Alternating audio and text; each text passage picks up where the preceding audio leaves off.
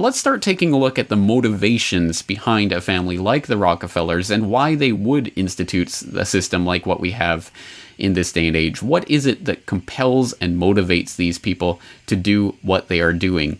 The first and basest and most easily understandable way that we can parse what is happening is, of course, to look at the profit motive, because make no mistake about it, there is a profit motive, a very obvious one, for a family that made its fortune in the petrochemical industry, in oil specifically, to find other uses for their petrochemicals, including the manufacture of modern medicines, which do rely to a large extent on petrochemicals. Hey, how? Look at that. Suddenly the dominant theme of Western medicine becomes, how can we give people more petrochemical-based medicines, which we can jack up and inflate the price.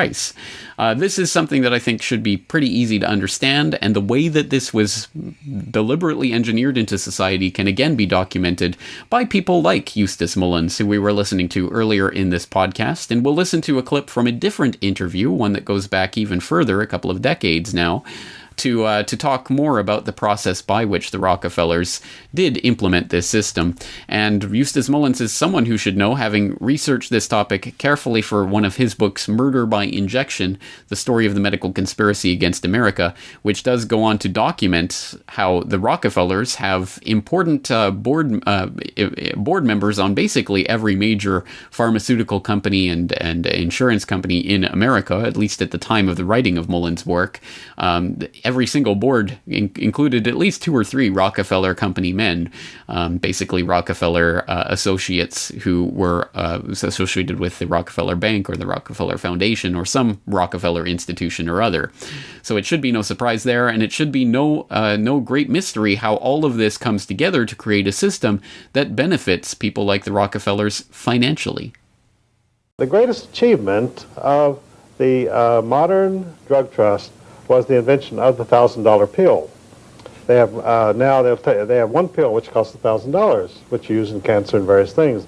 And nature, unfortunately, has never learned how to make a $1,000 pill. So obviously, nature is no good as far as the medical monopoly is concerned. Well, tell us a little bit, just before we get into that also, there's a difference between homeopathic medicine and allopathic, and that's part of what we're discussing also. Tell us a little bit about that, if you would, Eustace Mullins. Well, what you're talking about is a historic situation. In the 19th century, most Americans thrived on what is called homeopathic medicine, which is mostly naturopathic remedies available through nature in abundance at low cost. Well, the medical monopoly, which was formed in 1847 as the American Medical Association, they didn't like this. They thought, how are doctors going to get rich, and how are we going to control the people through the medical monopoly when they can go to these homeopathic people and get these remedies at very low cost? So the first plank of the AMA was, we will never allow any homeopathic physician to become a member of the AMA, and they never have. So, but the AMA was still in a minority. So around the turn of the century, John D. Rockefeller realized there were great potentialities of profit in the medical industry, and so he took over the medical profession. Now you say, how could anybody take over the medical profession? Well, first you have to have a lot of money, and second you have a lot of power. Well, he had both, and he did. So he revamped the entire medical system of treatment of the people of the United States, which had been homeopathic. He switched it over to allopathic medicine, which is a different type of practice, originating in Germany. And the great attraction of allopathic medicine is it relies on radical surgery. I mean, if you can't cure it, cut it off. And the heavy use of drugs, because when you're having your limbs cut off, you need a lot of drugs because it's very disturbing. And lengthy hospital stays, none of which are features of homeopathic medicine. It's entirely the reverse. So by taking over the medical industry in 1910, through studies which he made through the Carnegie Foundation, John D. Rockefeller emerged as the kingpin of the medical monopoly in the United States. And he now presided over an allopathic system of medicine controlled through every legislature by accreditation of hospitals, control of physicians, control of medications, and which is essentially what we have today. So from 1910, when this change was effected, right to the present day, the cost of health care has multiplied astronomically in the United States to the point where it is no longer available to most American citizens.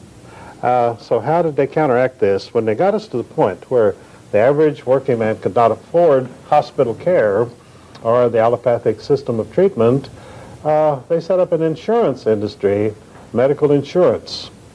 And through this, they were able to spread out the costs among everybody. And health insurance today is simply another tax on the American people. In fact, it functions through the Social Security system as a tax on the recipients of Social Security. They say, well, now that you've reached your senior citizen stank, you have Social Security coming in, so then they jerk back a good portion of it as Medicare costs, which they raise every year. And so eventually, probably, Social Security and Medicare will be equal, so you'll get a check every month, which will be 000. They say, well, here's your Social Security check, but we've deducted your Medicare costs, and so now you get zero. And it's funneled into the Rockefeller-style monopoly, whoever is involved in it. Oh, all of the money from the health industry goes into the medical monopoly and the drug trust.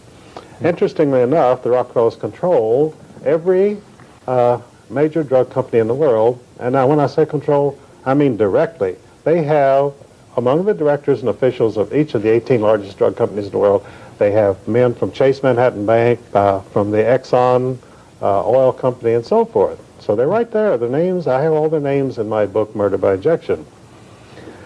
And with this kind of control and the monopoly, they have been jacking up the health costs on the American people monthly, not yearly, but monthly.